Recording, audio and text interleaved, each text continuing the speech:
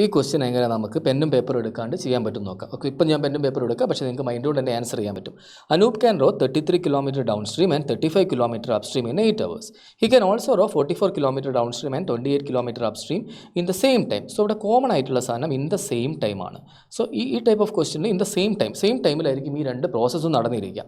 So ഇവിടെ downstream speed വരുന്നത്, downstream kilometres വരുന്നത് 33ഉം 44 ആണ്. സോ ഇതിൻ്റെ രണ്ടിൻ്റെയും HCF എടുക്കുക 11. ഇതായിരിക്കും നിങ്ങളുടെ down stream speed. Now up stream kilometres വരുന്നത് 28 കിലോമീറ്ററും 35 കിലോമീറ്ററുമാണ്. സോ ഇതിൻ്റെ രണ്ടിൻ്റെയും HCF എന്ന് പറഞ്ഞാൽ 7. സോ 7 ആയിരിക്കും നിങ്ങളുടെ അപ് സ്ട്രീം സ്പീഡ്. നൗ ഇതാണോ എന്നൊന്ന് ജസ്റ്റ് കൺഫേം ചെയ്ത് നോക്കുക. 33 കിലോമീറ്റർ ഡൗൺ സ്ട്രീം പോകാൻ 33/11 3 മണിക്കൂർ എടുക്കും.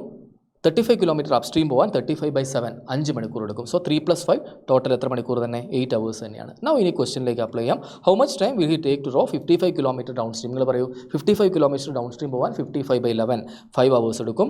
നൗ 14 കിലോമീറ്റർ അപ് സ്ട്രീം പോകാൻ 14/7 2 hours എടുക്കും. So total 5 + 2 7 hours. സോ ഇങ്ങനെയാണെങ്കിൽ നെക്സ്റ്റ് ക്വസ്റ്റ്യൻ ആൻസർ ചെയ്തിട്ട് കമൻറ്റ് ചെയ്യൂ.